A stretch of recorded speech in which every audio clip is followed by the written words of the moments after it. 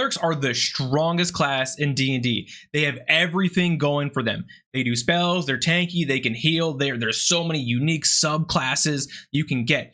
But what if we make an entire team of clerics and we call them the A-team? Well, that's what we're gonna do. Let me show you how ridiculously strong this is with just 4 clerics. Getting the best healer in your group is probably gonna be step 1 for majority of the party here when you're making this. A lot of people are going to go with the life domain cleric, and I say do not do that. You need to go with the peace domain cleric. Why?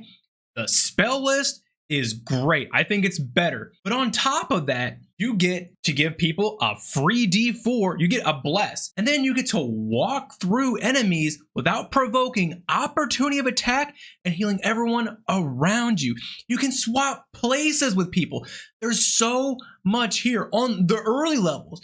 At higher levels, you get even more ridiculous stuff. But I mean, that's all classes, right? Your next cleric should take the Twilight cleric. Why? You get temp HP every round. You get to help with initiative. You get to fly. You get to do a little bit more damage. You, even at higher levels, basically get to bestow cover to people within your radius.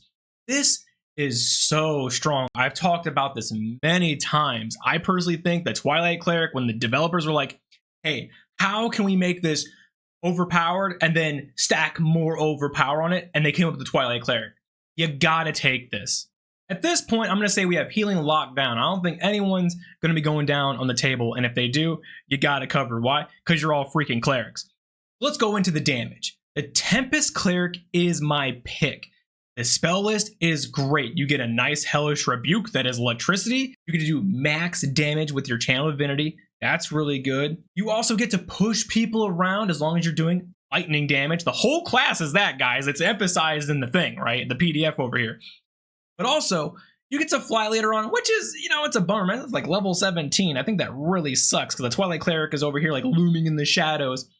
But then also at the mid-level-ish, you get to imbue your weapon and get to smack people and just do more lightning damage.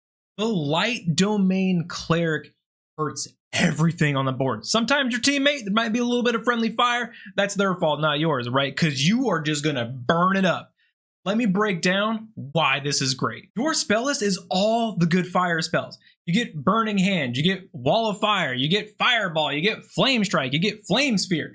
Everything here is really, really good. You need to take Elemental Adept so no one can stop your firepower. And if anyone doubts you, you burn them to a crisp and you blow their ashes away because that's what you're going to do.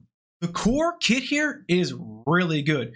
Warding Flare lets you impose disadvantage on people. I love the fact we get to use our reaction because a lot of times in D&D, your reaction is just wasted or you're just waiting for opportunity of attack. And I want to do something with that. Radiance of Dawn is your channel divinity, and without a doubt, next to Tempest Cleric, this is the strongest channel divinity in the game. As an action, you basically get rid of darkness within 30 feet, but additionally, every creature within 30 feet must make a con save and take radiant damage equal to 2d10 plus your cleric level, and on a failed, they take half.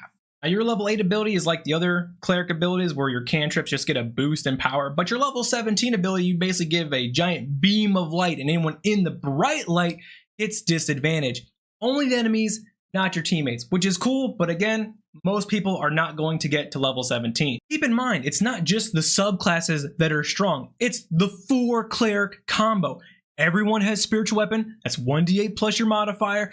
Everyone has spirit guardians, that's 3d8. And that takes away the movement speed as well. So if everyone's stacked around the enemy, nobody is moving anywhere.